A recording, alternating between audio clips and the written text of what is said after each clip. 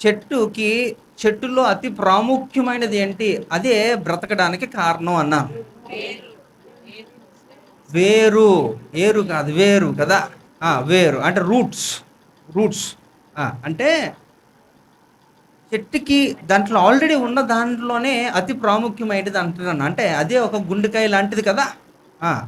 అంటే అది బ్రతకడానికి కావాల్సింది మట్టి కావాలి, సన్‌లైట్ కావాలి, నీరు కావాలి, అన్నీ ఓకే. కానీ అసలు అందులోనే అతి ప్రాముఖ్యంగా ఉండవలసిందేంటంటే, ఆ వేరు చాలా ప్రధానమైనది. ఎందుకంటే వేరు సరిగ్గా లేకపోతే, వేరు కత్తిరించబడితే చెట్టు చచ్చిపోతది కదా! అవునా కాదా? అవునండి. అయితే ఇప్పుడు చూద్దాం. ఇప్పుడు మనలందరం కూడా దేవుడు మన చెట్టుతో పోలుస్తున్నాడు కాబట్టి, మనము చెట్లయితే మన వేరు ఎలా ఉండాలి? చాలా బలంగా ఉండాలి. కదండీ! ఉండాలా? అసలు వేరు లేకుండా ఉంటదా? ఉంటే చచ్చిన అంటే మీరు ఉన్నా లేనట్టే. ఒకవేళ మీకు వేరు లేకపోతే, మీ ఫౌండేషన్ సరిగ్గా లేకపోతే, మీకు పునాది సరైనది పడకపోతే మీరున్నా వేస్టే. గుర్తుపెట్టుకోండి. అయితే చాలామందికి బ్రతుకుతారు. వారు బ్రతికినప్పటికి కూడా మృతులుగానే వారుంటారు. ఈ లోకంలో ఉన్నవారందరూ కూడా క్రీస్తుతో కలిసి ఉంటున్న వారి పరిస్థితి ఎలా ఉంటది? అయితే వారు ఎదుర్కొన్నాక శ్రమలు, కష్టాలు అనేకమైనప్పటికీ కూడా వారు ఫలిస్తూనే ఉంటారు. ఎవరి కొరకు? మళ్ళా చెబుతున్నా. ఈ లోకం కొరకు కాదు, దేవుని కొరకు ఫలిస్తా ఉంటారు. సో, మరి కిందటి వారంలో చాలా విషయాలు దీని గురించి మనం నేర్చుకున్నప్పటికీ కూడా, ఈ దినము ఒక శ్రేష్టమైన ఒక విషయం మీకు చెప్పి నేను ముగించేస్తాను. నేను ముగించేస్తాను అంటున్నప్పుడు కొంతమంది ఎంత ఆనందంగా ఉంటారో, అది వాక్యం వినమంటే మాత్రం అలా ఆలోచిస్తా ఉంటారు. సరే, ఇక్కడ చూద్దాం. హెబ్రీ గ్రంథకర్త అయినాక అపోస్తలుడు పౌలు గారు ఒక మాట తెలియజేస్తున్నారు. ఓకే, హెబ్రీ పత్రిక 12వ అధ్యాయము అలాగే 15వ వచనం చదవండి.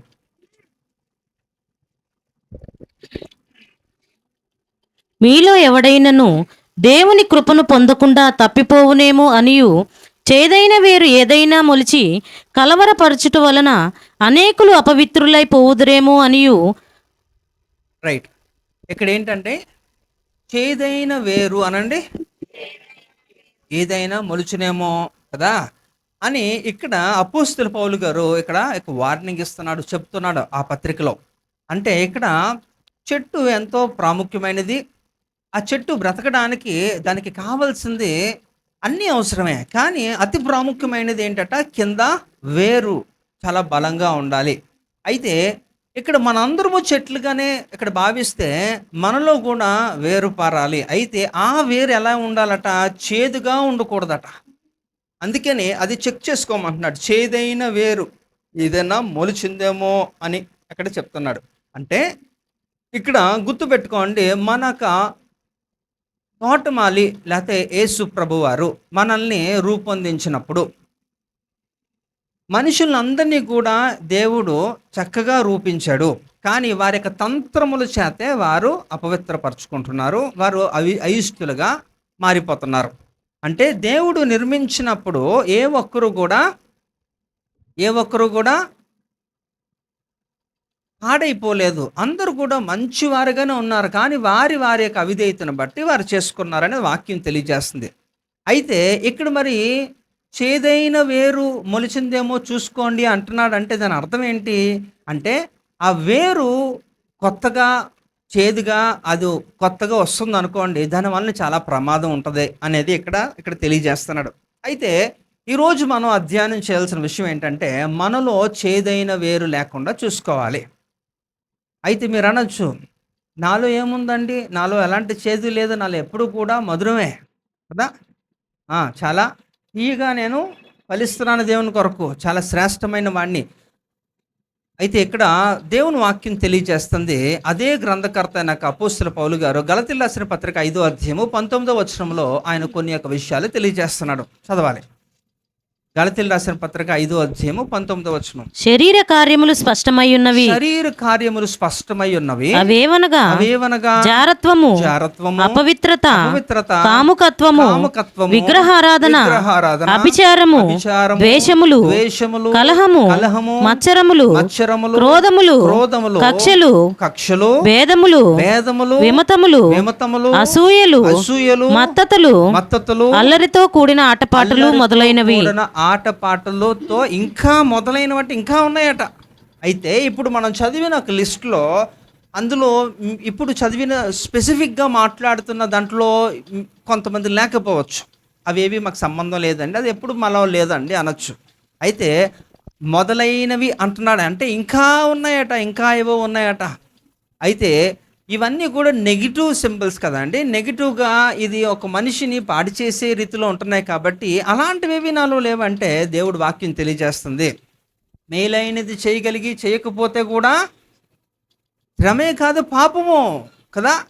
అంతేకాదట, మీరు ఇతరుల కొరకు ప్రార్థించకపోయినా పాపమేనట. అంటే ఇక్కడ దీని అర్థం ఏంటి?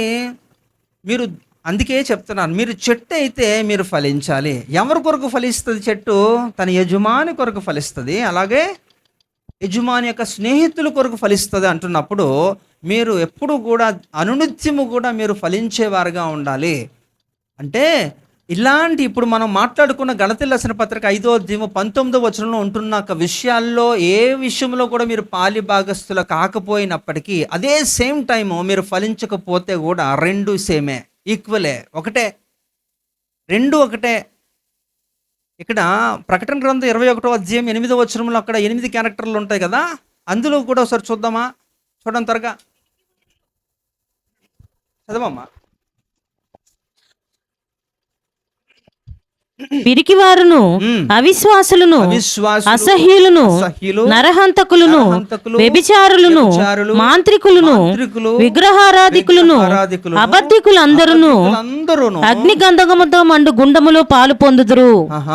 అంతేకాదండి, ప్రకటన గ్రంథం 22వ అధ్యాయము 15వ వచనంలో చూస్తే అక్కడ 6 క్యారెక్టర్లు కనబడుతుంటాయి. అక్కడ కూడా చూడండి ఒకసారి. కుక్కలు, మాంత్రికులను, వ్యభిచారులను, నరహంతకులను, విగ్రహారాధికులను, అబద్ధమును ప్రేమించి జరిగించు ప్రతివాడును వెలుపటనుందురు. ఇక్కడ వెలుపట అంటే ఏంటట?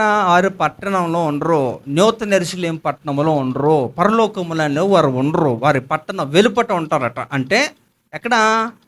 అగ్నిగంధకములోనే, లేక్ ఆఫ్ ఫైర్, అందులోకి వెళ్ళిపోతారు వీళ్ళంతా కూడా. కాబట్టి గమనించాల్సిన విషయం ఏంటంటే ఇక్కడ మనము అందులో మేము లేవండి అంటే మొదలైనవి అనేవి అక్కడ చెప్తున్నాడు. అందులో ఏవో ఉంటాయి. ప్రతి వారు కూడా ఎవరిని కూడా చూడండి, ఎవరికి వారే, ఎవరి బలహీనతలు వాళ్ళవే. ఇప్పుడు నేను ఏదైనా పాయింట్అవుట్ చేశానంటే అది నాది కాదని మీరు చెప్పచ్చు, కానీ మీకున్నాక బలహీనత ఉంటుంది. అందుకే ఈ యాకోబు పత్రికలో కూడా 1వ అధ్యాయం 14వ వచనంలో కూడా అక్కడ కూడా ఒక స్పష్టత ఇస్తున్నాడు. చూడండి ఒకసారి. యాకోబు పత్రిక, ప్రతివాడును తన స్వకీయమైన దురాశ చేత ఏడవబడి, ఏంటట? తన స్వకీయ దురాశ చేత ఏడవబడి మరులు కొల్పబడిన వాడై శోధింపబడును. కాబట్టి ప్రతి వారు కూడా తన స్వకీయ అంటే తన సొంత చిత్తానికి, వారి యొక్క బలహీనతలకు తగిన రీతిలో వారు ఏమైపోతారంటే ఏడవబడిన స్థితిలోకి వెళ్ళిపోతున్నారట. కాబట్టి అది అంత మాత్రమో మంచిది కాదు. అంటే దీని అర్థం ఏంటంటే దేవుడు మిమ్మల్ని చెట్టుగా ఒక సాదృశ్యంగా ఉంచినప్పటికీ దేవుడు చేసినప్పుడు ఏ యొక్క లోపము లేదు మీలో. ఈవెన్ యేసు ప్రభు వారట ఈ యొక్క లూసిఫర్ని చేసినప్పుడు ఆ లూసిఫర్లో ఎలాంటి పాపము లేదు. ఉందండి? పాపము కనబడినంత వరకు కూడా చాలా మంచివాడు, నమ్మకమైన వాడని యెహెజ్కేలు గ్రంథం 28లో ఎక్కడ చెప్పబడింది. ఎవరి గురించి? లూసిఫర్ గురించి. లూసిఫర్ ఎవరండి? బాబాయ్, అమ్మమ్మ, ఎవరు? ప్రధాన దూతల్లో వాడు కూడా ఒకడు. అంతేకాదు, ఇంకేంటట వాడుకు? తేజో నక్షత్రమా, వేకువ చుక్క అని వాడికి పేర్లు. కాబట్టి అలాంటి వాడు దేవుని యొక్క సముఖంలో చాలా చక్కగా వాడబడుతూ మంచి యొక్క పనులు చేసేవాడు. అలాంటి వాడిలో ఏం మొలిసిందట? చేదైన వేరు మొలిసింది. అయితే ఇక్కడ గుర్తుపెట్టుకోవాలి, చేదైన వేరు మొలిసినప్పుడు నిన్న కూడా మీకు జ్ఞాపకం చేశాను. 1 కొరింథీ పత్రిక 11వ అధ్యాయము 23 నుంచి 32 వచనాల్లో అక్కడ కొరింథీ సంఘవాసులు 3 దశలుగా వారు ఏమైపోయారో చెప్పాను కదా. ఏంటంటే మొదటిగా బలహీన పడిపోయారట, రెండోది రోగగ్రస్తులు అయిపోయారట, మూడోది నిద్రించారంటే స్టేజెస్ దాటుకుంటూ వెళ్ళిపోయారు. అంటే అక్కడ మీరు అర్థం చేసుకోవాల్సింది ఏంటంటే దేవుడు 3వ స్టేజ్కి ఒక్కసారిగా తీసుకొని వెళ్ళడని మనం మాట్లాడాం కదా. అంచెలంచెలుగా అంటే మిమ్మల్ని హెచ్చరిస్తున్న కొలది మీరు సరవకపోతే చివరగా వెళ్ళేది అదే అని చెప్పి ఇక్కడ సామెతలు 29:1 కూడా మీకు జ్ఞాపకం చేశాను. ఏంటంటే ఎన్నిసార్లు గద్దించినా హఠాత్తుగా నాశనం అయిపోతారు. జాగ్రత్తగా ఉండాలి. కనుక మనలో చేదైన వేరు అది మొలవడానికి సాధ్యం ఉందా లేదా? ఉందా లేదా?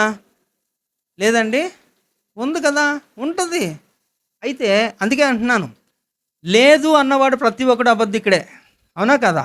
అది వాక్యమే తెలియజేస్తుంది. కనుక పరిశుద్ధుడుగా ఉండాలి అనుకోవడం తప్పు కాదుగా, నేను పరిశుద్ధుడిని అనుకోవడం తప్పే.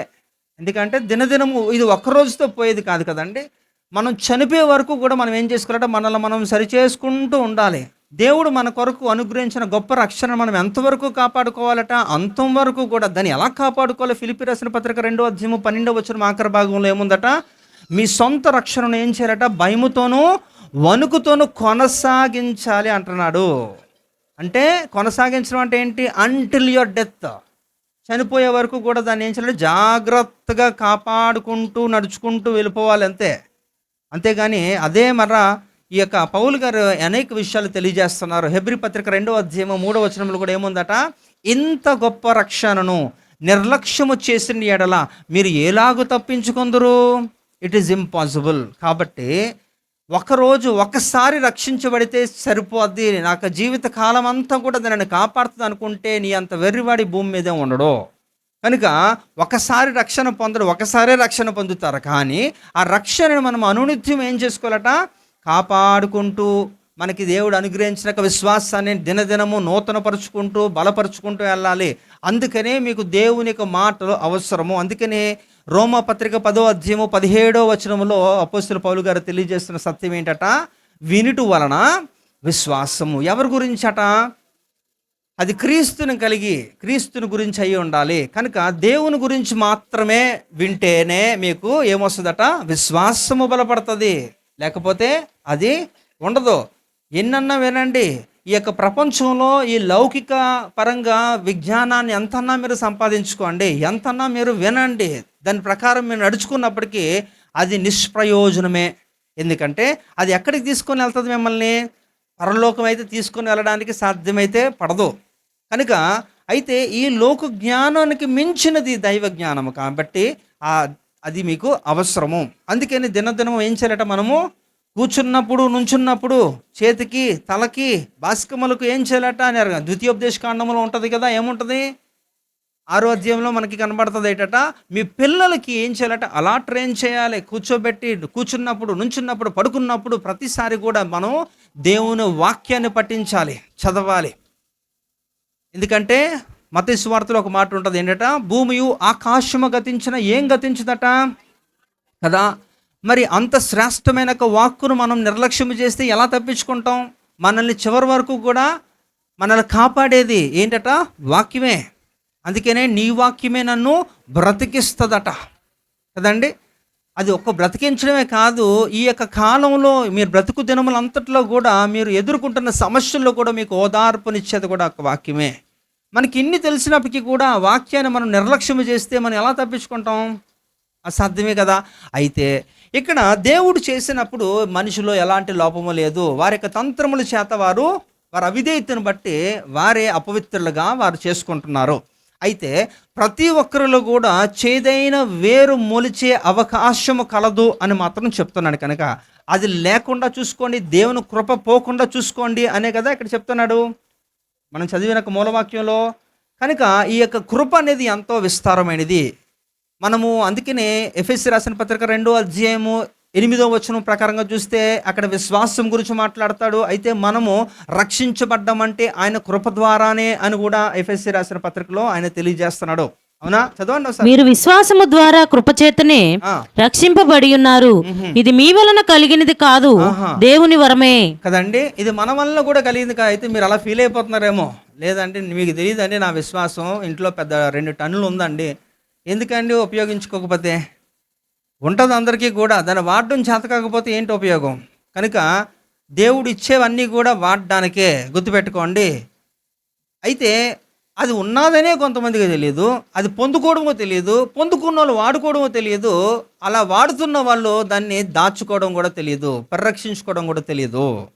అదే ఇక్కడ చాలా విచిత్రం. అందుకనే మనం మాట్లాడుతున్నాం కదా, ఇక్కడ విశ్వాసము చేతనే అని అక్కడ మాట్లాడుతున్నాడు. కనుక అది చాలా విశిష్టమైనది. కనుక గలతీయులకు రాసిన పత్రిక 5:22 ఆత్మఫలం ఏమనగా అంటూ అందులో ఈ యొక్క ముఖ్యంగా మాట్లాడుతూ ఈ యొక్క విశ్వాసం గురించి కూడా ఆయన ప్రస్తావన చేస్తున్నాడు. అలాగే 2 తిమోతి పత్రిక 4:7 కూడా అపోస్తలుడు పౌలు గారు కూడా ఆయన చూపించింది ఆఖరి వరకు కాపాడుకుని చనిపోయింది కూడా అదే. ఏదండి? అదేనా? చదవండి. పోరాడి తిని, నా పరుగు కడముట్టించి తిని, విశ్వాసము కాపాడుకొంటిని, ఇక మీదట నా కొరకు నీతి కిరీటం ఉంచబడి ఉన్నది. చాలమ్మా. కాబట్టి విశ్వాసాన్ని కాపాడుకోవాలి, పోరాటం చేయండి. నేను చెబుతున్నాను కదా, పోరాటాలు దేనికి చేస్తారండి? ఆస్తుల కొరక, ఆస్తుల కొరక, ఎదిరింటోళ్ళతోని పక్కింటోళ్ళతోని యుద్ధాలా? ఇవా పోరాటాలు? గుర్తుపెట్టుకోండి. మనం పోరాటము చేయవలసినవి ఉన్నాయి కొన్ని. మన పోరాటాలు మనం చేయాలి. అవి పోరాటము చేసుకొని మనం ఏం చేసుకోవాలట? దేవుడు మనకిచ్చిన అమూల్యమైన విషయాలని ప్రకారంగా మనం అవి దాచుకోవాలి. అవి పోకుండా విశ్వాసాన్ని పోగొట్టుకోకూడదు, రక్షణని పోగొట్టుకోకూడదు. వీటి నిమిత్తం మీరు పోరాటాలు చేయండి. ఆత్మీయమైన విషయాలు అన్నిటి కొరకు మీరు పోరాటం చేయని, యుద్ధాలు చేయండి. అంతేగాని మెటీరియలిస్టిక్ భౌతికంగా ఉంటున్న వాటి నిమిత్తము చేసిన వాడల పెద్దగా ప్రయోజనం ఉండదు. ఆ టైంకి మీరు సాటిస్ఫై అయిపోతారేమో, మీకు రావాల్సింది మీరు పొందుకుంటారేమో, కానీ దానివల్ల పెద్దగా ఉపయోగం ఏముందండి? కనుక చేయవలసిన యుద్ధాలు చాలా ఉన్నాయి ఆత్మీయంగా. అయితే మనము ఎవరితో పోరాడుతున్నామో కూడా మీరు తెలుసుకోవాలి. అందుకే ఎఫెసీయులకు రాసిన పత్రిక 6:12 కూడా అక్కడ మనము పోరాడున్నది శరీరులతో కాదు గాని ప్రధానులతోనూ అధికారులతోనూ ప్రస్తుత అంధకార సంబంధులకు లోకనాథులతోనూ పోరాడుచున్నాము కదా. మనం ఏంటట? శరీరులతో కాదు. ఒక వ్యక్తితో మనం పోరాడుతున్నాం అంటే ఆ వ్యక్తి మీద ద్వేషమని కాదు, కానీ ఆ వ్యక్తిలో ఉంటున్న గుణాన్ని బట్టి అది నీకు అభ్యంతరకరంగా, మరి ముఖ్యంగా దేవుని దగ్గర నుంచి నేను దూరం చేస్తుంది అంటున్నప్పుడు దాని నిమిత్తము మనం కనబడిన వాటితో మనము పోరాడాలి. కనబడిన వాటితో మనం పోరాడచ్చు, కానీ కనబడలేని వాటితో పోరాడాలంటే ఖచ్చితంగా మన సర్వాంగ కవచం అవసరమే కదా. ఆ 13 నుంచి కంటిన్యూ చేసుకుంటే అక్కడ వివిధ రకాలైన ఆమర్స్ అంటారు అన్నమాట. ఇవన్నీ కూడా మనం ధరించుకోవాలి, పొందుకోవాలి. మీరు యుద్ధ రంగంలో ఉన్నారని తెలుసుకోండి. యోబు గ్రంథంలో అంటారు, మనిషిని ఏంటట? మనిషి ఎక్కడ ఉన్నాడట? వాడి యొక్క జీవితకాలం అంతా కూడా యుద్ధ రంగంలో ఉన్నట్టే, వాడు పోరాడుతూనే ఉంటాడట. కాబట్టి ప్రతి ఒక్కరు కూడా పోరాటము చేయకపోతే మనము బ్రతకలేము.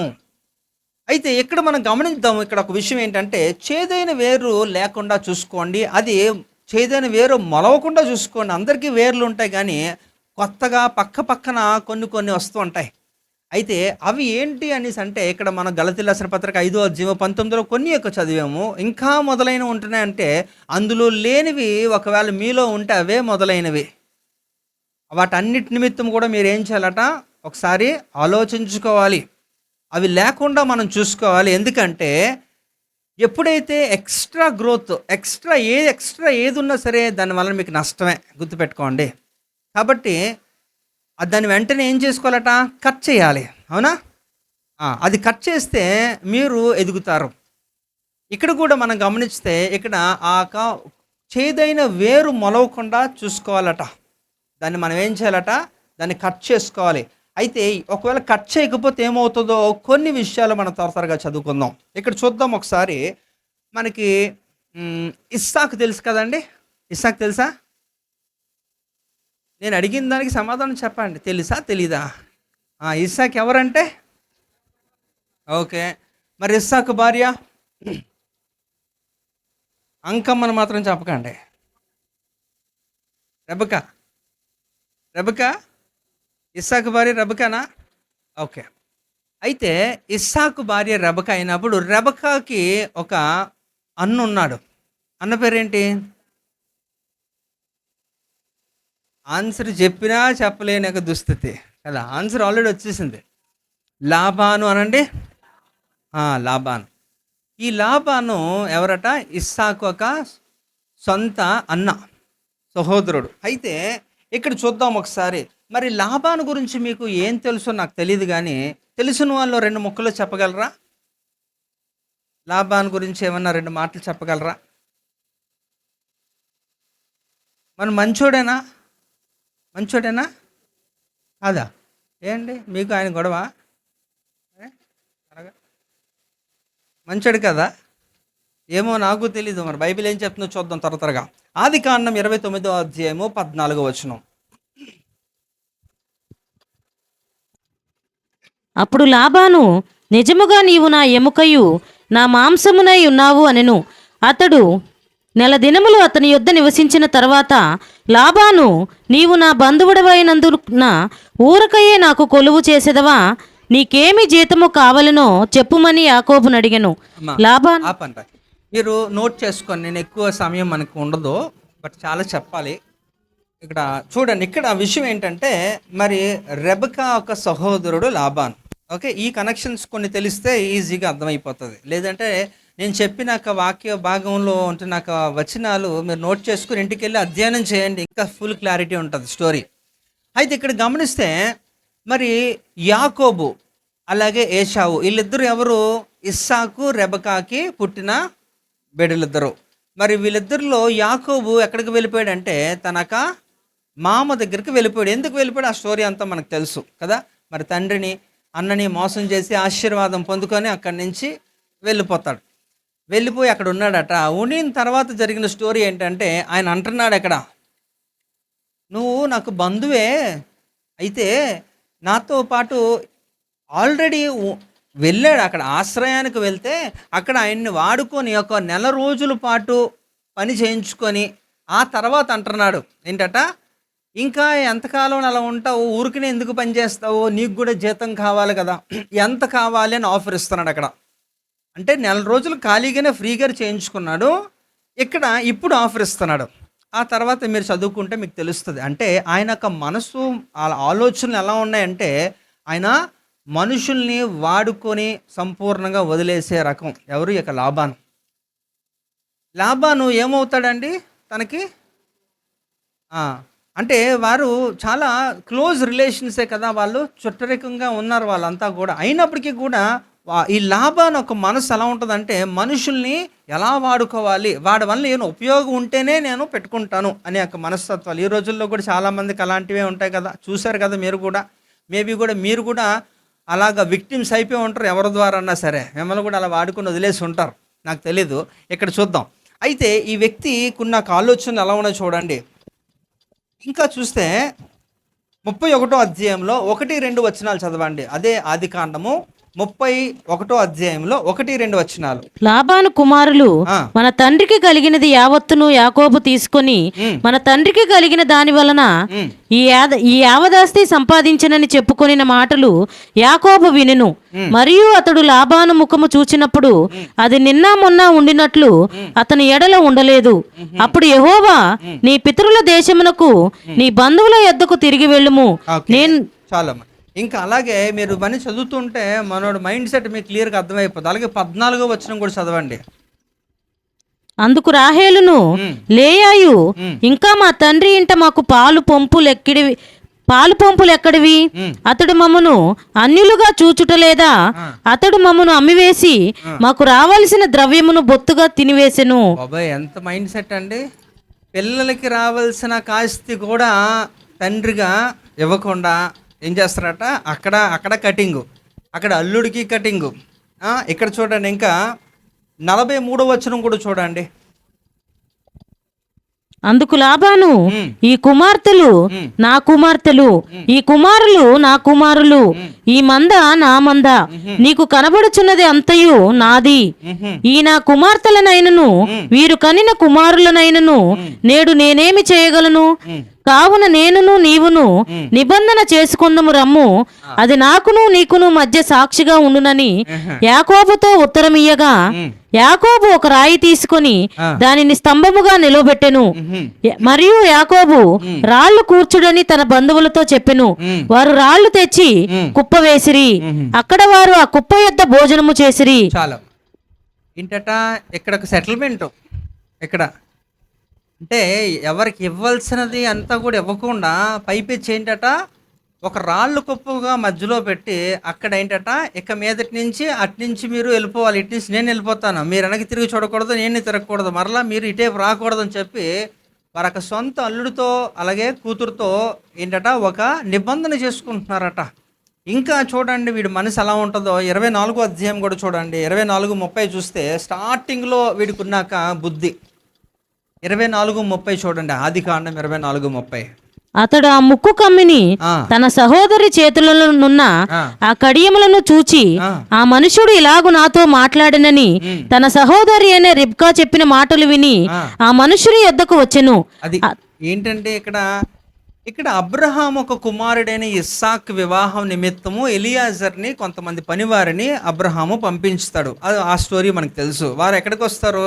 ఇక్కడ బెతుయేల్ దగ్గరికి వస్తారు. ఇక్కడికి వచ్చిన తర్వాత వారు అందరు కూడా మాట్లాడుకొని అంతా సిద్ధపరచుకొని కన్విన్స్ చేసి ఒప్పించి తనక కుమార్తెను తీసుకొని వెళ్ళడానికి ఆ టైంలో మరి బెతుయేలు ఎవరు? రెబకా ఒక నాన్నగారు తండ్రి అయిన బెతుయేలు ఏం చేశారంటే రెబకాకి ఏం చేశారట? ఒక ముక్కు పుడక ఇంకా చేతికి గాజులు ఇచ్చారట. ఆ గాజులు ఆ ముక్కు పుడక ఇచ్చినప్పుడు అవి చూసి ఇక లాబాను వచ్చి అక్కడ మాట్లాడుతున్నాడు. అంతవరకు కూడా తండ్రితో పెద్దగా మంచి యొక్క సంబంధాలు లేనివాడి యొక్క లాబాను. మీరు లాబాన్ హిస్టరీ చదివితే అంతా కూడా ఎలాంటి మైండ్ అంటే అంతా కూడా ధనాపేక్ష సమస్త కీడులకు మూలం అన్నట్టు అంతా కూడా డబ్బు మనిషే ఈ యొక్క లాబాను.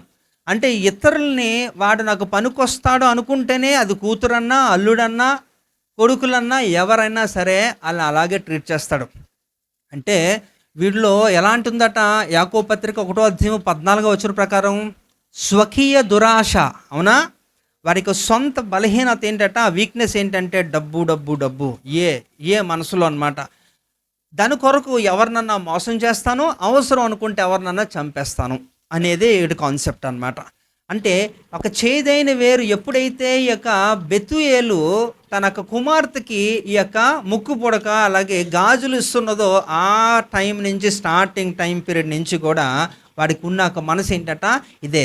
అంటే ఒకసారి అప్పటి నుంచి మొదలైన ఒక ఆలోచన, అలాంటి యొక్క ఆశ అది ఎంతవరకు వెళ్ళిందంటే ఆఖరికి ఆయన తన కుమార్తెతో పాటు తెగదంపులు చేసుకునే వరకు కూడా వెళ్ళిపోయింది. ఆ కాలంలో మరి తన అంతం గురించి ఇక్కడ రాయలేదు. అయితే 137 సంవత్సరాలు బ్రతికాడట ఈ దౌర్భాగ్యుడు. ఎవరండి? ఎందుకు ఆంతిడితే మీరెందుకు ఫీల్ అయిపోతున్నారు? మంచోడైతే అని అనొచ్చు కదా. ఇక్కడ లాభాన్ని చెల్లెలు ఎవరు ఉన్నారేంటి? లేరు కదా. కనుక ఇక్కడ ఆలోచించండి, అలాంటి యొక్క మనస్సు. అయితే మరి అంతం గురించి మన బైబిల్ స్పష్టత ఇవ్వలేదు. కొంతమంది గురించి బైబిల్ అలాగా దాచిపెడుతుంది వేస్ట్ అని. అయితే ఇక్కడ ద బుక్ ఆఫ్ మోర్మన్ అనే ఒక పుస్తకంలో దాని గురించి రాయబడింది ఏంటంటే నెఫీ అనే ఒక వ్యక్తి ఖడ్గంతో చంపివేశాడు ఈ యొక్క లాభాన్ని అని అక్కడ రాయబడింది. చంపేశారట అతన్ని. వీడు బ్రతుకున్నంత కాలం వాడి వల్ల ఎవరికి ఉపయోగం అయితే లేదండి, ఏదీ లేదు. ఎంతసేపు కూడా అలాగా వాడొక ఎలాంటి వాడు అంటే, అందుకని ఇలాంటి వారి గురించి మరి సొలొమోను ఒక మాట తెలియజేస్తున్నాడు. చూడండి ఇక్కడ, మరి ఎంత సంపాదించుకున్నది ఆడైనా ఉపయోగించుకున్నాడా, వినియోగించుకున్నట్టే లేదు. ఇక్కడ కూడా సామెతలు 15వ అధ్యాయం 27వ వచనం చూడండి ఒకసారి.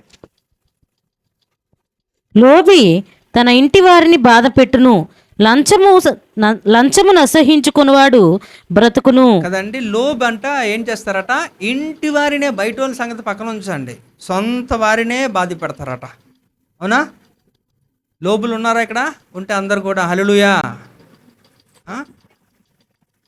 ఏరా, రైట్. కనుక తన సొంత ఇంటి వారినే బాధ పెడతారట లోబి.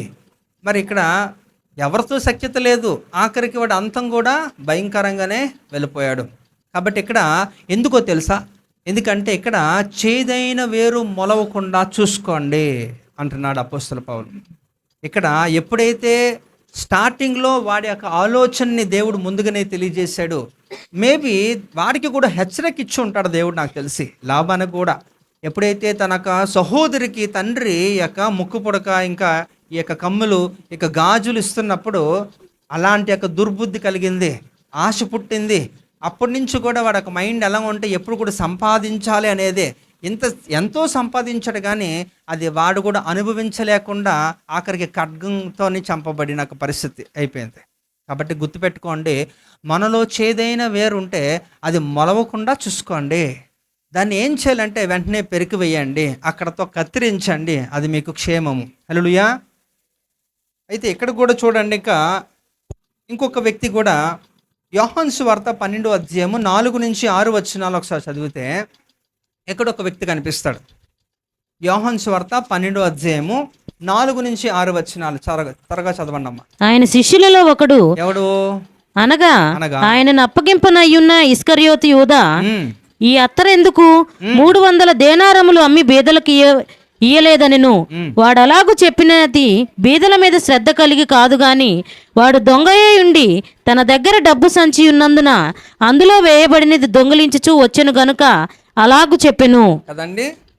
ఎవరండి ఇక్కడ విచిత్రం ఏంటంటే, పోనీ వాడికి పెద్దగా అప్పట్లో దేవుడు లేడు అంటే స్పష్టంగా అంత ప్రత్యక్షతలు కలిగి లేవు కనుక, పరిశుద్ధాత్ముడు భూమి మీద స్థిరంగా లేనందున వాక్యం అనేది మనకి ఒక పుస్తక రూపంలో గ్రంథస్థం సంపూర్ణంగా చేయలేనందున మేబీ వాళ్ళు అలాగా దారి తప్పిపోయారు అనుకోవడానికి. కానీ ఇక్కడ స్వయంగా ఆ వాక్యమే శరీరధారిగా యేసు ప్రభు రూపంలో ఈ భూమి మీద వచ్చి పరిచర్య చేస్తున్న కాలంలో యేసు ప్రభు చేత ఏర్పరచుకున్న ఆ వ్యక్తులందరూ కూడా, అందులో ఒకడు వీడు. ఎవరు? ఇస్కరియోతు యూదా. మరి ఎన్నో అద్భుతములు చూస్తూ అనంతమైన జ్ఞానాన్ని సంపాదించుకుంటూ చక్కటి బోధలు వింటూ అనేకమైనవి చూస్తున్నప్పటికీ కూడా ఎటువంటి మార్పు లేకుండా ఆ చేదైన వేరు మొలవడానికి వాడే అప్పగించుకున్నాడు సాతానికి. అవునా? ఏం చేస్తున్నాడట? అక్కడ మత్తయి సువార్తలో ఒకలాగా రాయబడి ఉంటుంది, లూకా సువార్తలో ఒకలాగా రాయబడి ఉంటుంది. కానీ ఇక్కడ యోహాను సువార్తలో మాత్రమే వాడొక క్యారెక్టర్ని ఎలివేట్ చేసి మాట్లాడతారు. ఏంటంటే దొంగ అన్నాడా, మిగతా వాళ్ళు అనలే. అంటే ఇక్కడ యోహాను ఎంతో చక్కగా ఫుల్గా అబ్జర్వేషన్స్ చక్కగా ఉన్నాయన్నమాట, క్లారిటీ ఇచ్చాడు. అయితే వాడు ఏదో ఇతరులకు మేలు చేస్తున్నాను అంటున్నట్టుగా చెబుతున్నాడు. కానీ వాడి మనస్సు, వాడి బుద్ధిని ముందుగానే పరిశుద్ధాత్ముడు ఎవరికి తెలియజేశారు? దేవునికి. అలాగే దేవునితో పాటు ఉంటున్న శిష్యులు కూడా కనుగొన్నారు, శిష్యులకి కూడా తెలుసుకున్నారు. తోటివారిగా ఉంటున్నారు, వాళ్ళందరూ కోలాబరేటర్స్గా ఉన్నారు, జత పనివారిగా పనిచేస్తున్నప్పటికీ వారికి కూడా తెలిసిపోయింది వీడు ఒక వేషం అంతా కూడా. అలాగే చూడండి, ఇంకేం చేస్తున్నట, నెమ్మదిగా వేరుని బలపరుచుకుంటున్నాడు. ఆ చేదైన వేరు ఇంకా పెరిగిపోతూ ఉంది, దాన్ని కట్ చేయట్లేదు. దేవునికి కూడా తెలుసు వీడు దొంగ బుద్ధని. అయినప్పటికీ కూడా దేవుడు ఏం చేస్తున్నాడట, వాడికే అవకాశం ఇస్తున్నాడన్నమాట. ఆ కోశాధికారి ఒక ట్రెజరర్గా కూడా పనిచేస్తున్నాడు. ఆ డబ్బు సంచి పట్టుకొని యేసు ప్రభు వారితో పాటు అలా తిరుగుతూనే ఉన్నాడు. దేవుడే ఆడికి అప్పచెప్తాడనమాట, ఇదంతా ఈ లెక్కలంతా నువ్వే చూసుకో, దీనికి కావాల్సిన అందరికీ నువ్వే సెటిల్ చేయని చెప్పిస్తున్నాడు. అంటే దేవుడికి తెలియదండి, తెలుసు. కానీ దేవుడు మనకు అవకాశం ఇస్తున్నాడు సరి చేసుకోవడానికి. అది సరి చేసుకోవడానికి అవకాశం ఇచ్చినప్పటికీ కూడా దాన్ని సద్వినియోగపరుచుకోకపోతే వారి యొక్క అంతం భయంకరంగా ఉంటుంది. ఇంకా చూస్తే ఇక్కడ ఎలాంటి ఒక బేరాలు ఆడుతున్నాడు చూడండి, చక్కగా ఒక డీల్స్ చేస్తున్నాడు. ఎవరు? ఈ రోమా ప్రభుత్వంలో ఉంటే అధికారులతో వాడు మాట్లాడే తీరు చూడండి. మత్తయి సువార్త 26వ అధ్యాయము 14-16 వచనాలు.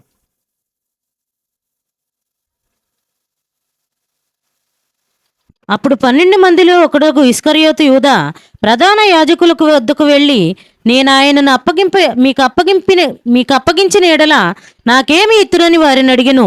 అందుకు వారు 30 వెండి నాణెములు తూచి వానికి ఇచ్చిరి. వాడప్పటి నుండి ఆయనను అప్పగించుటకు తగిన సమయమును కనిపెట్టుచుండెను. చూడండి, ఎంతకంటే యేసుప్రభుని ఎంతకు అమ్మేశాడట? బేరం 30 వెండి నాణాలు ఇస్తావా అంటే వారు ఓకే అంటే ఇంకా అప్పటి నుంచి ఎదురు చూస్తున్నాడు, ఎప్పుడు అమ్మేద్దామా యేసుప్రభుని, డీల్ క్లోజ్ చేసుకుందామని. విచిత్రం ఏంటంటే ఎంతకు అమ్మాడండి? ఎంతకి? 30 వెండి 30 సిల్వర్ కాయిన్స్. ఈ 30 వెండి నాణాలకు అమ్మితే ఖచ్చితంగా వాడు 30 సంవత్సరాలకే చచ్చిపోయాడు. 30 సంవత్సరాలకే చచ్చాడు. 30 సంవత్సరాలు అంటే యవనస్తుడే కదా, యవ్వన వయసులోనే పోయాడు వాడు. ఇంకా చూడండి, ఇక్కడ మత్తయి సువార్త 27వ అధ్యాయం 5వ వచనంలో చూస్తే వాడు ఎలా అయిపోయాడట, ఎలా చనిపోయాడట వాడు. అతడు ఆ వెండి నాణెములు దేవాలయంలో పారవేసి పోయి ఉరిపెట్టుకొనిను. కదండి, ఉరివేసుకొని చచ్చిపోయాడట అంతే. ఇక్కడ చూడండి, ఆ వేరుని వాడు కత్తిరించుకోలేదు. దేవుడు కత్తిరించుకోవడానికి నీలో తప్పు ఉందని తెలియజేస్తూ నిన్ను నిత్యము కూడా నిన్ను వాన్ చేస్తున్నాడు. హెచ్చరిక చేస్తున్నప్పటికీ కూడా వాడు అస్సలు వినిపించుకోలేదు. ఎందుకో తెలుసా? When you are so busy in this world, నీకు దేవుని స్వరము వినబడదు. అందుకనే దేవుడు ఒక మాట అంటాడు, నా గొర్రెలు నా స్వరము వినును. వింటారా? దేవుని యొక్క బిడ్డలకు మాత్రమే దేవుని స్వరము స్పష్టంగా వినబడుతుంది, చక్కగా మీరు నడుచుకోగలుగుతారు. కానీ ఇక్కడ లోకముతో సగం దేవునితో సగం ఉంటున్నప్పుడు ప్రకటన గ్రంథం 3వ అధ్యాయము 15వ వచనములో దేవుడు ఏం చేయబోతున్నాడట? చదవాలి. ప్రకటన 3:15 ఏముంది? నీవు చల్లగానైనను ఆహా. వెచ్చగానైనను లేవు. ఆ. నీవు చల్లగానైనను వెచ్చగానైనను ఉండినా మేలు. ఆ. నీవు వెచ్చగానైనను చల్లగానైనను ఉండక నులివెచ్చగా ఉన్నావు గనుక కనుక నేను నిన్ను నా నోట నుండి ఉమ్మివేయను ఉద్దేశించుచున్నాను. అన్నమాట. ఏంటంట? దేవుడు ఒక రీజన్ కూడా చెప్తాడు. ఏదైనా శిక్షించిన తర్వాత కూడా ఒక రీజన్ చెప్తాడు. ఎందుకో తెలుసా? కనుక నేను నిన్నేం చేయాలనుకుంటున్నాను? నా నోటు నుండి ఉమ్మి వేయాలనుకుంటున్నాను. I want to spit it out. Waste అనమాట. మీరు ఇంకా దేవుడే తృణీకరిస్తే ఇంకేంటండి పరిస్థితి? మనుషులు తృణీకరిస్తే మనం పోయేది దేవుని దగ్గరికి. అదే దేవుడే మనల్ని తృణీకరిస్తే ఇంకెక్కడికి పోతారు? నరకానికి పోతారు. అంతే, ఇంక వేరే ప్లేస్ లేదు. కనుక వీరిరువురు కూడా వారిలో చేదైన వేరు మొలిచినది, దాన్ని ఇంకేం చేస్తారట? దాన్ని ఇంకా కొత్తగా ఇంకాను దాన్ని అభివృద్ధి చెందుకుంటున్నారు. వారు ఫలించవలసినది ఏంటి? మంచి విషయాల్లో దేవుడికి అనుకూలంగా. మళ్ళీ చెబుతున్నాను, మనం ఫలించాల్సింది ఎవరి కొరకు? మనక దేవుని కొరకు కదా. మరి ఫలించాల్సింది దేవుని కొరకు ఉన్నప్పుడు చేదు అనేది ఆ దేవునిలో లేదు అంటున్నప్పుడు, ఆ చేదైన దాన్ని ఇంకా కొత్త మొలకలు ఎందుకు మొలిపిస్తున్నారు? అది ఇక్కడ దేవుడు ఇక్కడ హెచ్చరిక చేస్తున్నాడు. వారి ఇరువురు జీవితంలో కూడా వారు కోల్పోయారు. వారికి ఆత్మను కోల్పోయినట్టే. దేవుని దృష్టిలో వారు యథార్థంగా లేరు. మనుషులకి కూడా వారు సహాయకులుగా లేరు. ఎవరిది దయ కూడా వారు పొందుకోలేని పరిస్థితులకు అయిపోయారు. ఎంత దేవుడు వారిని వార్నించి ప్రేమించి అవకాశాలు ఇచ్చినప్పటికీ కూడా వారు అస్సలు పట్టించుకోవట్లేదు. చాలామంది జీవితాల్లో కూడా ఈ చేదైన వేరు ఏమైపోతుందట? అది మొలుస్తూనే ఉంది, అలా ముందుకు వెళ్ళిపోతూనే ఉంది. అది ఎంత పెద్దది అయిపోతుందంటే ఆఖరికి ఇంకా ఎవరు దాన్ని కత్తిరించలేనంతగా, అంత పటిష్టంగా, అంత బలంగా అయిపోద్ది. మీరు గమనించండి, ఈ బిల్డింగ్స్ వాటిల్లో మధ్యలోని ఈ యొక్క పక్షులు ఏమన్నా ఈ యొక్క విత్తనాలు తినేసి అందులో వేస్తున్నప్పుడు ఒక చిన్న చెట్టు మొలుస్తూ ఉంటుంది కదా, చూస్తుంటారు కదా. అవి ఎక్కువ మనకి రావి చెట్లు, వేప చెట్లు, ఈ మర్రి చెట్లు ఇలాంటివి ఎక్కువగా మనకి కనబడుతుంటాయి. ఈ గోడల మధ్యలో, ఇళ్ళల మధ్యలో ఇలాగ మొలుస్తూ ఉంటాయి. భలేగుందే, నేను వేయకుండానే మా ఇంటి మీద గార్డెన్ వస్తుందని చెప్పి దాన్ని అలా పెంచి పోషించారు అనుకోండి. ఆ రావి చెట్టుని ఒక రోజుకి ఏమైపోద్ది? పోద్దా? ఆ గోడ అంతా కూడా పోతుంది. నీకే నీడ లేకుండా అయిపోద్ది. కనుక అది ఎప్పుడైతే అక్కడ అలాగా ఆ వేరు పారి ఏమైపోతుందట, అది అలా మొలుస్తుందో దాన్ని వెంటనే దాన్ని పెకిలించాలి, వెంటనే దాన్ని పెరికివేయాలి, తీసివేయాలి. అంతేగాని దాన్ని అలాగ మనం ఎంకరేజ్ చేస్తే ఏమైపోద్దట, అది మిమ్మల్నే లేకుండా చేస్తుంది. కాబట్టి వీరి ఇరువురు జీవితాలు, ఇస్కరేతు యోధా కానీ అలాగే ఈ లాబాను ఇద్దరు కూడా ఏమైపోయారట? వారు డబ్బు మనుషులు అయిపోయారు, ధనాపేక్ష కలిగిన వారు. అందుకే తిమోతి రాసిన పత్రికలో ఏముంటుందట? ధనాపేక్షక సమస్త కీడులకు మూలం కాబట్టి వాళ్ళు ఒకరినొకరు పొడుచుకునే రీతిలో అయిపోతుందట. కనుక ఇది చాలా ఈ రోజుల్లో ఎక్కువగా పనిచేస్తున్నది. ఏ ఒక ప్రాబ్లం అన్నా సరే దాని యొక్క ఆరిజిన్కి వెళ్తే అక్కడ ఇదే ఈ యొక్క మనీకి సంబంధించినదే ఎక్కడో ఒక దగ్గర ఒక చిన్న అంటన్న ఉంటుంది.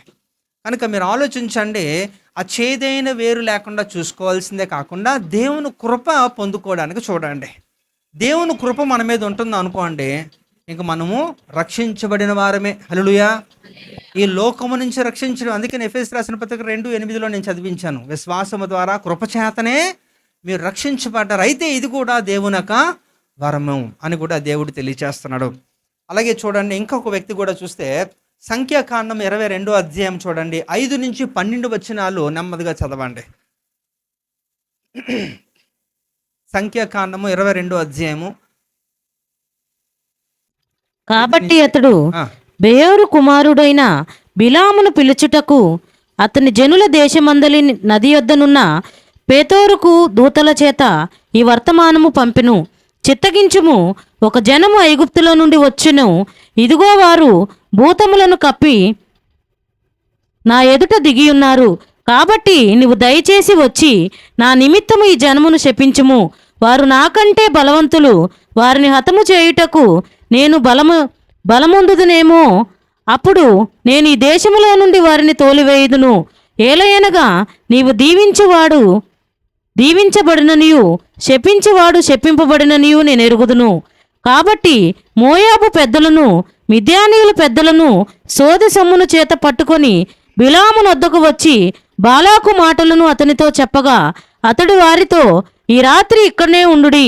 యెహోవా నాకు సెలవిచ్చిన మాటలను నేను తిరిగి వచ్చి మీతో చెప్పెదనెను. అప్పుడు మోయాబు అధికారులు బిలాము నొద్ద బస చేసిరి. దేవుడు బిలాము నొద్దకు వచ్చి, నీ యొద్దనున్న ఈ మనుషులు ఎవరని అడుగగా బిలాము దేవునితో ఇట్లనెను, సిప్పోరు కుమారుడైన బాలాకను మోయాబు రాజు. చాలమ్మా, అంటే మీరు ఇంకా అది నేను చెప్పిన వరకు రాసుకోండి, చదువుకోండి, టైం లేదు, నేను వివరిస్తాను. అయితే ఇక్కడ చూడండి, సింపుల్గా ఒకటి అర్థం చేసుకోవాలి. ఈ బిలాం ఎవరండి తెలుసా మీకు? బిలాం స్టోరీ తెలుసా? బిలాం ఎవరు? ప్రవక్త. చిన్న ప్రవక్త, చాలా పెద్ద ప్రవక్త, మామూలుడు కాదు. బిలాం సంగతి మీకు ఏం తెలుసు అసలు? అబ్రహాం గురించి అంటే అందరికీ తెలుసు కదా. అబ్రహాం తెలుసా? అబ్రహాం కాంట్రిబ్యూషన్ బైబిల్లో ఎంత ఉందంటే ఈరోజు ఇస్రాయేల్ ఉనికే అబ్రహాం కదా, అవునా? అసలు ఆశీర్వాదానికి కర్త అతనే ఓనరు. అతని తర్వాత సెకండ్ పేటెంట్ రైట్స్ మనం తీసుకుంటాం, అంతే. అలాంటి అబ్రహాము ఎంతో ఎంతో పని చేస్తే తప్ప ఆయనకి అలాంటి యొక్క ఆశీర్వాదం కానీ లేకపోతే మరి దేవుని యొక్క నడిపింపు రాలేదు. కానీ ఇక్కడ ఎవరు? అబ్రహాముని దేవుడు యూదుడిగా మార్చాడు తర్వాత. కానీ ఇక్కడ ఈ యొక్క బిలాము యూదుడు కాదు, అన్యుడు. తర్వాత మెసొపొతామియాలో ఎక్కడో ఉన్నాడు. ఈయనకున్న ఒక టాలెంట్ ఎలాగుంటుందంటే, ఈ బిలామట ఎక్కడ ఉండి అక్కడ ఇలా ప్రార్థన చేస్తే ఆ కాలంలో, మళ్ళీ చెబుతున్నా, ఆ కాలంలో బిలాము ఎక్కడ నుంచోని అక్కడ ప్రార్థన చేస్తే డైరెక్ట్గా యెహోవా దేవుడు అలా వచ్చేసాడట డైరెక్ట్గా. అంటే ఈ బిలాము ఎక్స్ట్రాడినరీ పర్సన్. అంటే మరి అన్యుడిగా ఉంటున్నప్పటికీ కూడా మరి దేవుడు అతని ఎందుకు అంతగా మెచ్చుకున్నాడు, ఎందుకు అంతగా ఇష్టపడ్డాడు? బిలాము ఏది చెబితే అది జరిగిపోవాలి, జరిగిపోయింది కూడా ఆ కాలంలో. అంత ఎక్స్ట్రాడినరీ ప్రవక్త ఈ యొక్క బిలాము. అలాంటి వ్యక్తి అన్యుడిగా ఉంటున్నాడు. ఆ దేశం చుట్టుపక్కల దేశాలన్నిటిలో కూడా బిలాము పేరు ప్రతిష్టలు మారుమోగిపోయి ఎంతగా అంటే ఆఖరికి మోయోబీలు రాజైన ఈ యొక్క ఎవరు? బాలాకు ఏం చేశారట? తెలుసుకొని ఇశ్రాయేలు మేము ఓడించలేకపోతున్నాం బాబు, ఇశ్రాయేలు మా వల్ల ఇశ్రాయేలు చూస్తే ఎంతే ఉన్నారు, ఎక్కువ మంది జనాలు లేరు, తక్కువే, వారికి సామర్థ్యం కూడా పెద్దగా లేదు, కానీ మేము వాళ్ళని కొట్టలేకపోతున్నామే. నేను అన్ని దేశాలని గెలుచుకొని వస్తున్నాను కానీ ఇశ్రాయేలుని ఏమీ చేయలేకపోతున్నాను. కనుక నేను కనుగొన్నది ఏంటంటే ప్రాంతంలో బిలాం అనే ఒక మహాప్రవక్త ఉన్నాడు. ఆ ప్రవక్త నోటి నుంచి వచ్చినది అలాగా జరిగిపోద్ది, కనుక నువ్వు మాకు హెల్ప్ చేయాలి. అదే నేను చెప్పేది. నేను చెప్పిన రెఫరెన్స్ అక్కడ అవే అంతా కూడా ఏంటట, వారు కనుగొని ఏం చేస్తారంటే వీళ్ళంతా కూడా వెళ్తారు, ఒక ప్రతినిధులను పంపిస్తాడు. వెళ్ళి బాలాకు రాజు కొంతమంది మెయిన్ ప్రతినిధుల్ని అనమాట, మంత్రి స్థాయి లాంటి వాళ్ళందరినీ కూడా పంపించి వారి దగ్గర ఉన్న వస్తువులు, విలువగల వస్తువులు అన్నీ కూడా ఇచ్చి, నువ్వు మాకు హెల్ప్ చేసి పెట్టు, నువ్వు ఇశ్రాయేల్ ప్రజల్ని క్షపించు, చాలు, మాకు ఇంకేం చేయక్కర్లేదు, నీ ఇంటిని మొత్తం అంతా కూడా బంగారంతో వెండితో నింపేస్తాం, నువ్వు ఎప్పుడు జీవిత కాలంలో చూడలేనంతది నీకు ఇస్తామని చెప్పి ఒక ఆఫర్ ఇస్తారు. అయితే పాపం ఆయన స్టార్టింగ్లో చాలా మంచి, నిజంగా చాలా మంచిగా దేవుడు ఏం చెబితే అది, కూర్చో అంటే కూర్చో, నుంచో అంటే నుంచి, అంతే. అలాంటి వాడు.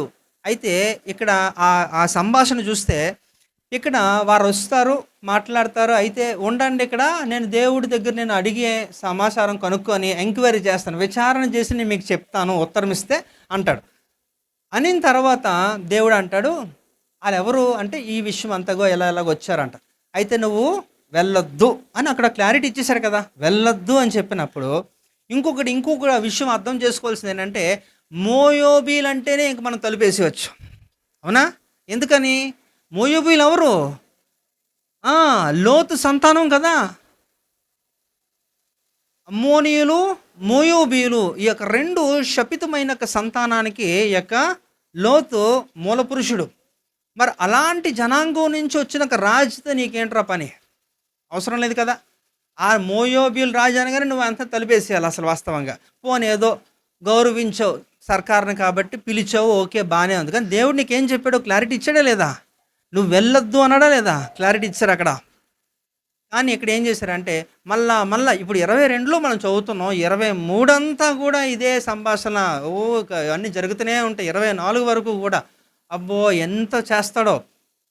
దేవుడు నాకు చెప్పిందే నేను చేయగలను, దేవుడు యొక్క మాట మీరి నేనేమీ చేయలేను, ఎందుకంటే నా శక్తి సామర్థ్యం ఉన్నతం అయినప్పటికీ కూడా అది దేవుడి వలనే కాబట్టి, దేవుడు చెప్పిందే నేను చేయగలను కాబట్టి చెప్పలేనిది నేను చేయలేను బాబు అంటున్నా సరే వెనక పడుతూనే ఉన్నాడు ఈ యొక్క మోయోబీల రాజు బాలాము.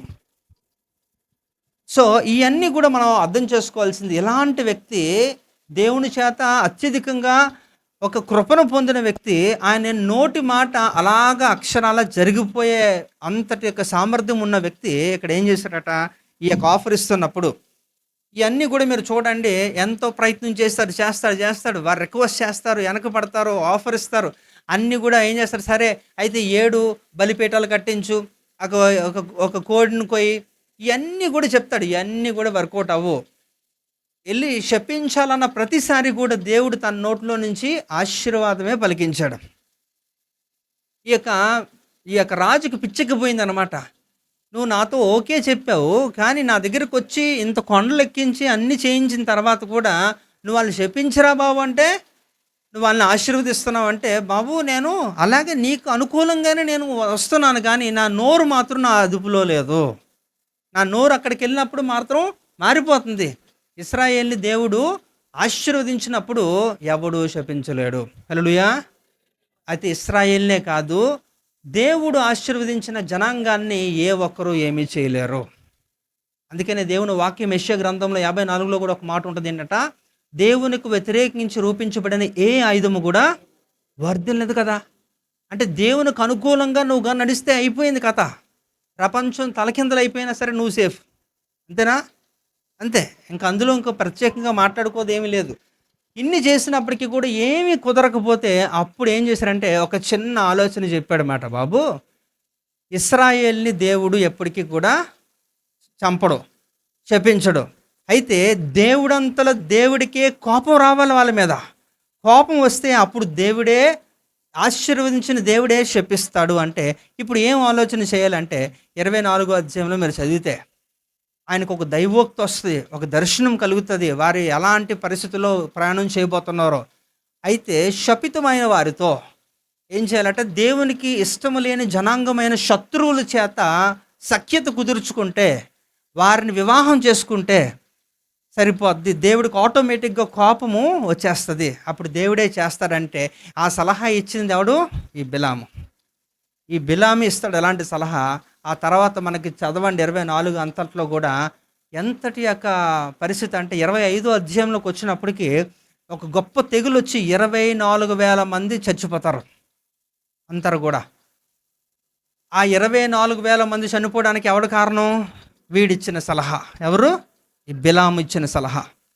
అంటే అప్పటి వరకు బాగున్నాడు, కానీ ఒకసారి ఒక వ్యక్తిని పదే మీరు ఊరికి ఫోకస్ చేస్తున్నప్పుడు, ఆశ పుట్టించినప్పుడు వారికి ఏం కలుగుతుందట? ఒక ఆలోచన కలుగుతుంది. అందుకే అంటున్నాను, అంటే ఇక్కడ బిలాము ఒక మనస్సు ఎలా ఉందంటే తనకి కూడా కొంత బలహీనత ఉంది, అది ఈ యొక్క డబ్బు మీద. అందుకనే యాకోబు పత్రికలో ఒక క్లారిటీ ఇస్తున్నాడు, ఏంటంటే స్వకీయ దురాశ చేత ఏడవబడిన స్థితిలోకి వెళ్ళిపోయాడు. అయితే తనంతం కూడా ఎలాగుందట?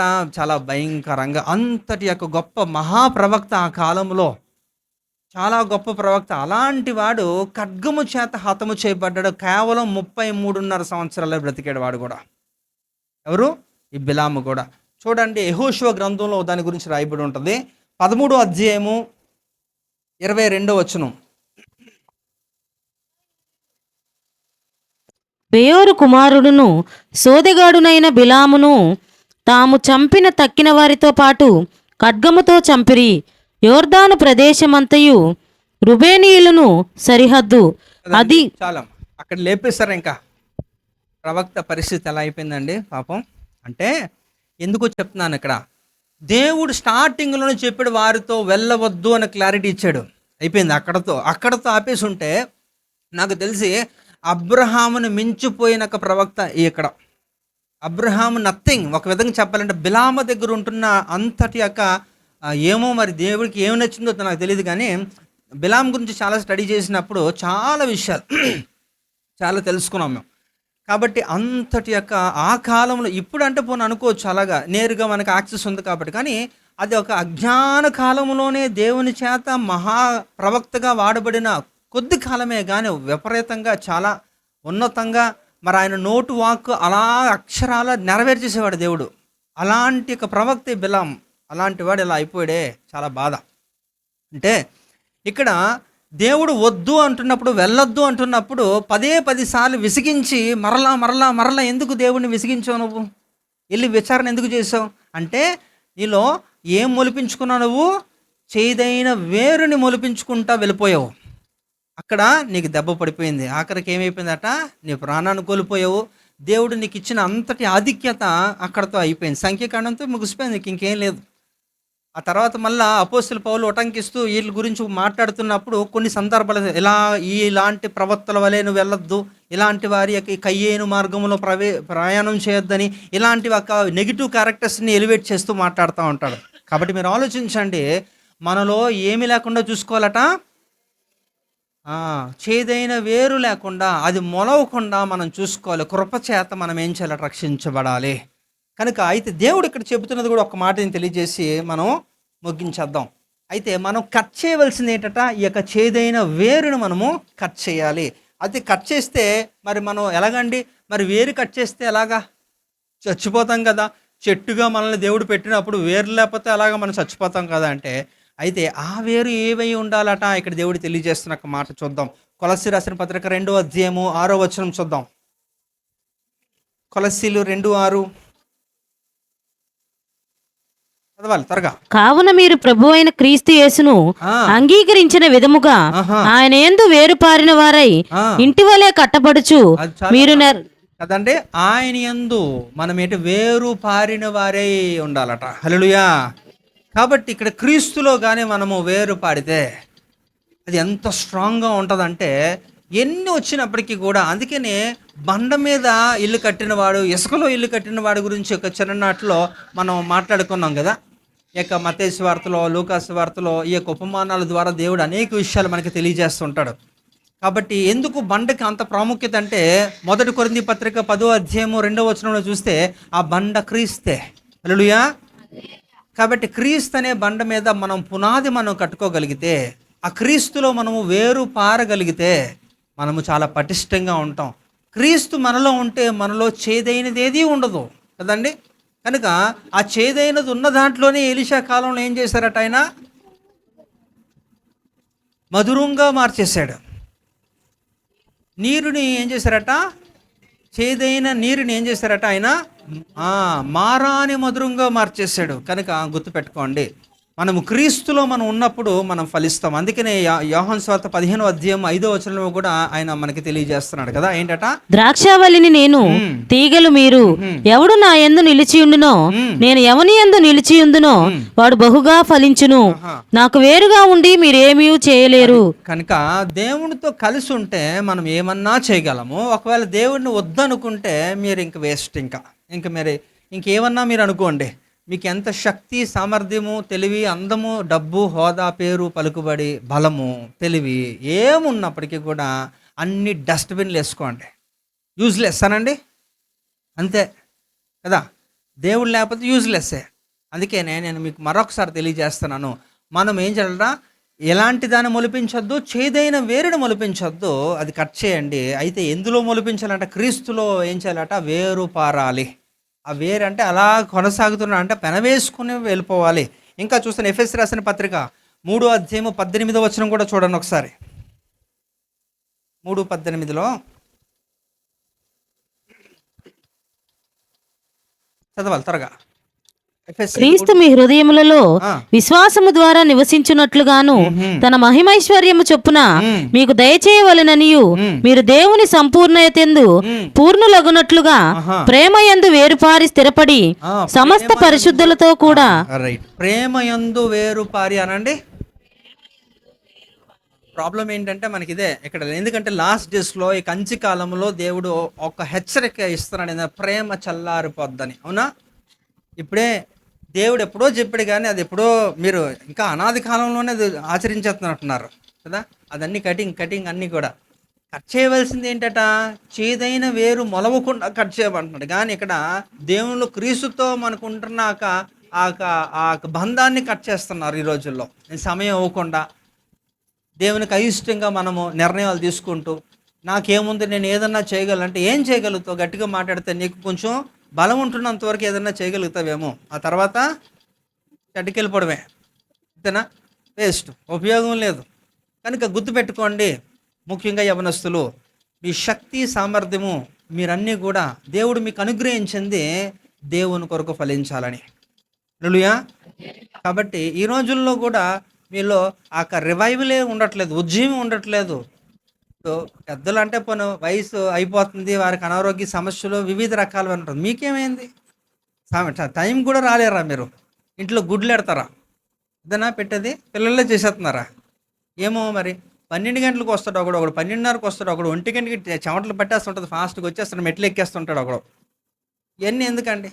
ఆలోచించండి. కనుక యవనస్తులు ఎలా ఉండాలట? దేవుని చేతిలో బాణముల వంటి వారుగా ఉండాలి. అవునా కదా? అన్ని పొలలో ఇరిగిపోయిన పొలాలు అన్నీ కూడా బాణానికి సాగడానికి కూడా తీయడానికి లేదు. కనుక సమయం ఉంటున్నప్పుడు సద్వినియోగం చేసుకోండి. తర్వాత మీకు చెప్పేవాళ్ళు ఉండరు, మోటివేట్ చేసేవాళ్ళు ఉండరు, అవకాశాలు ఉండవు, అన్నీ సున్నా, అన్నీ అయిపోతాయి. ఎందుకో తెలుసా? ఆమోసు గ్రంథం 8వ అధ్యాయంలో మనం ఆల్రెడీ చదువుకున్నాం. ఏంటట? ఆమోసు 8వ అధ్యాయంలో అక్కడ 9, 10, 11 వచనాల్లో చూస్తే అక్కడ ఏం జరగబోతుందో ఇవన్నీ కూడా దేవుడు ఎప్పుడో తెలియజేశాడు. త్వరగా చదవాలి. మీ పండుగ దినములను దుఃఖ దినములుగాను మీ పాటలను ప్రలాపములుగాను మార్చుదును. అందరినీ మొలల మీద గోనెపట్ట కట్టుకొన చేయుదును. అందరి తలలు జోడి చేసేదను. ఒకనికి కలుగు ఏకపుత్ర శోకము వంటి ప్రలాపము నీకు పుట్టింతును. దాని అంత్యదినము ఘోరమైన శ్రమదినముగా ఉండును.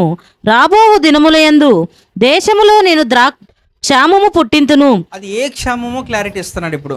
చెప్పు. అది అన్నపానములు లేకపోవుట చేత కలుగు క్షేమము కాక యెహోవా మాటను వినకపోవుట వలన కలుగు క్షేమముగా ఉండును. ఇదే యెహోవా వాక్కు. కాబట్టి జనులు యెహోవా మాట వెదుకుటకై ఈ సముద్రము నుండి ఆ సముద్రము వరకు, ఉత్తర దిక్కు నుండి తూర్పు దిక్కు వరకును సంచరించుదురు గాని అది వారికి దొరకదు. ఆ దినమందు చక్కని కన్యలను యవనులను దప్పి చేత సొమ్మసిల్లుదురు. షోమ్రోను యొక్క దోషమునకు కారణమగుదురు గాని. ఏంటట? ఒక కాలం రాబోతుంది, ఆ కాలంలో ఏమవుతట? వాక్యపు క్షామము దేవుడు పుట్టిస్తాడు. అంటే స్వచ్ఛమైన వాక్యము మీకు ఎప్పటికీ దొరకదు. దొరుకుతుంది పనికిరానిది. దానివల్ల ఏమవుతుంది? కన్ఫ్యూజన్ ఎక్కువ ఉంటుంది అనమాట. కరెక్టా, ఇది కరెక్టా అనుకున్నప్పటికే సరిపోద్ది, సంఘం ఎత్తబడిపోద్ది, మీరు విడబడిపోతారు.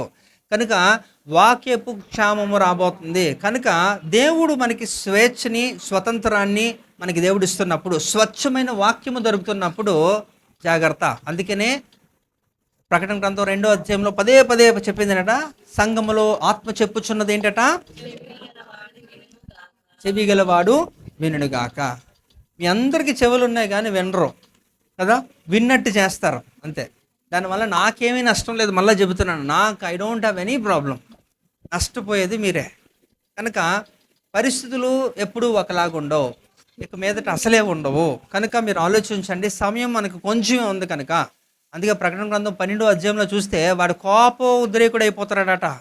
ఎందుకంటే ఇక్కడ సమయము కొంచెమే ఉంది కాబట్టి బహుక్రోధము కలిగి ఏం చేస్తున్నాడట? వాడు చేస్తున్నాడు. ఎవడు? అపవాది, సాతాను. కనుక సమయాన్ని సద్వినియోగం చేసుకోండి. దేవుడు తెలియజేస్తున్న ప్రతి సత్యాన్ని కూడా అనుసరించండి. ఇంకా మీ హృదయంలో ఏం చేసుకోవాలట? దాన్ని పదిలుపరచుకోవడమే కాకుండా చేదైన వేరు మొలవకుండా చూసుకోండి. హల్లెలూయా. ఎందుకంటే దేవునితో పాటు ఉన్నవాడు ఒకడు, దేవుని చేత అభిషేకం పొంది మహాజ్ఞానంతో ఒక గొప్ప ప్రవక్తగా కొనసాగినవాడు ఒకడు, ఇంకొకడు మరి ఒక రెబకాకి సహోదరుడిగా ఉంటూ మరి ఇశ్రాయేలు జనాంగానికి కారకుడైన యాకోబుకు సొంత మామ పరిస్థితి ఎలా ఉందో చూడండి. వీళ్ళంతా కూడా ముగ్గురు యూజ్లెస్ అయిపోయారు కదా. వాళ్ళ అంతం బాగాలేదు. ఒకడు 137 సంవత్సరాలు బతికితే ఒకడు 33 సంవత్సరాలు, ఒకడు 30 సంవత్సరాలకి అవుట్ అయిపోయారు. వాళ్ళ వల్ల ఎవరికి కూడా ఉపయోగం లేదు, వాళ్ళకి ఉపయోగం లేదు. వారి యొక్క ప్రాణాన్ని కూడా వారు కాపాడుకోలేని యొక్క పరిస్థితి. కానీ ఎందుకంటే వారు స్టార్టింగ్లోనే వారు ఏం చేసుకోవాలంటే చెక్ చేసుకోలేకపోయారు, దాన్ని సరి చేసుకోలేకపోయారు, కట్ చేసుకోలేకపోయారు. దేవుడు మనకి ప్రతీది కూడా ఒక తేటగా ఒక విజ్ఞత కలిగి దేవుడు మనకి ఇస్తున్నప్పుడు దాన్ని మనం విస్మయిస్తే, మనం ఇగ్నోర్ చేస్తే మీ అంత పరిస్థితి ఇంకెవరికి రాదు, గుర్తుపెట్టుకోండి. కనుక చేదైన వేరు మొలవకుండా చూసుకోండి. ఒకళ్ళు మొలిచేది కూడా క్రీస్తులో వేరు పారేదిలాగా ఉండాలి. అయితే ప్రేమయందు ఏముండాలట? ఎఫెసీ రాసిన పత్రిక 3:18 మనం చదివాం. ప్రేమయందు వేరు పారి స్థిరముగా ఉండాలట. కనుక ఇవన్నీ కూడా మనం మనసులో పెట్టుకుంటే రాబోయే ఉగ్రతను మనం తప్పించుకోవడానికి అవకాశం కలదు. దేవుడి యొక్క కొద్ది మాటల వినికుల్లో ఫలించును గాక.